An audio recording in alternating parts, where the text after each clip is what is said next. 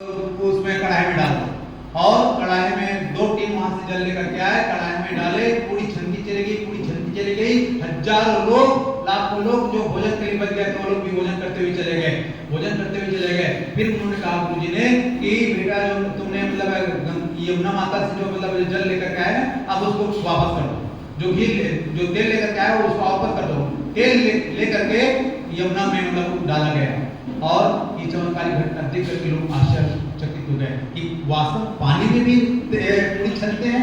देख करके आश्चर्य हो गए, ये क्या है? गुरुजी चमत्कार, पहला चमत्कार। और उसी समय प्रभु गुरुदेव ने फिर पहला शिष्य के रूप में परमहंस माता जी को उन्होंने शिष्य के रूप में तैयार कि शिष्य परम शिष्य गायत्री मंत्र की दीक्षा परमहंस माता जी को पहले दी और उसके बाद जनता आए थे, उन जनताओं को फिर मतलब दीक्षा देने का क्रम शुभारंभ हुआ और उस समय से गायत्री परिवार का नींव खड़ा हुआ। सन 58 के बाद फिर धीरे धीरे हमारा मिशन का विस्तार होता हुआ चला गया, हमारी दिन प्रतिदिन प्रगति होती हुई चली गई।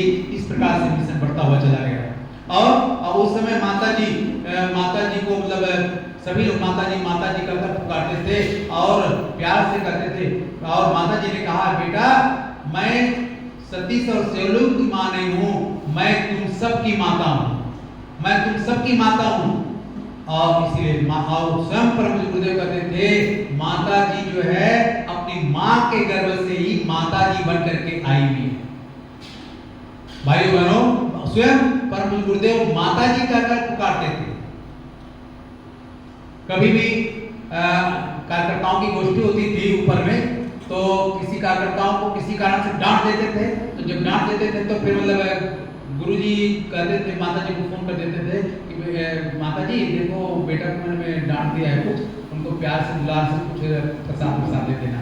तो इतना मतलब एक भाव समझना, एक कठोरता, एक मतलब एक शंकर भगवान की तरह आक्रोश गुस्से और दूसरा माता जी भाव समझना गंगोत्री, उन्होंने प्यार से पुचकार से, बेटा गुरुजी ने कहा है तो कोई बात नहीं, पिताजी है, पिताजी आपको डांटने का अधिकार है, आप तुमको कुछ बात बोल दी तो उसको बुरा मत मानना।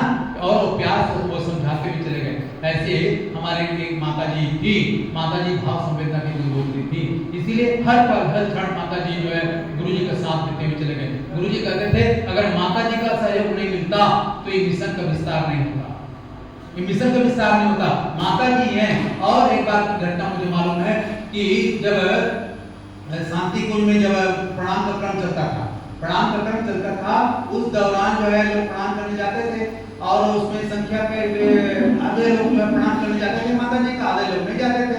लेकिन जिस दिन गुरुजी का प्रणाम करने चालू होता था, प्रणाम चलता था, तो उस दिन जो सारे लोग को पता चल जाता था कि गुरुजी का प्रणाम चल रहा है, तो उस समय पूरे लोग मतलब जो प्रणाम करने जाते थे। तो जब गुरुजी को पता चला कि ये आधे लोग प्रणाम करने जाते हैं माता जी का, आधे लोग प्रणाम करते हैं, तब मंच में आए माता गुरुजी ने और गुरुजी जो है सबको धुतकार कर बोले कि तुम गुरुजी को अलग समझ लिया है, तुमने अलग समझ लिया है, मैं गुरुजी और माता जी एक है, गुरुजी और माता जी एक है, तुम गलत समझते हो। गुरुजी और माता जी गुरुजी और गायत्री माता एक है। और उस दिन से फिर मतलब लोगों की संवेदना जगी। नहीं तो माता जी को समझ सकते गुरु माता जी तो माता जी है, उनके अंदर तो कोई शक्ति होती नहीं है, लेकिन गुरु जी ने कहा कि बेटा जो मेरे अंदर शक्ति है वो माता जी के अंदर शक्ति है, और जो मेरे अंदर शक्ति है वो गायत्री माता की शक्ति है। गायत्री माता और गुरु जी में कोई अंतर नहीं। स्वयं परम गुरुदेव ने कहा है अपने प्रवचन में। तो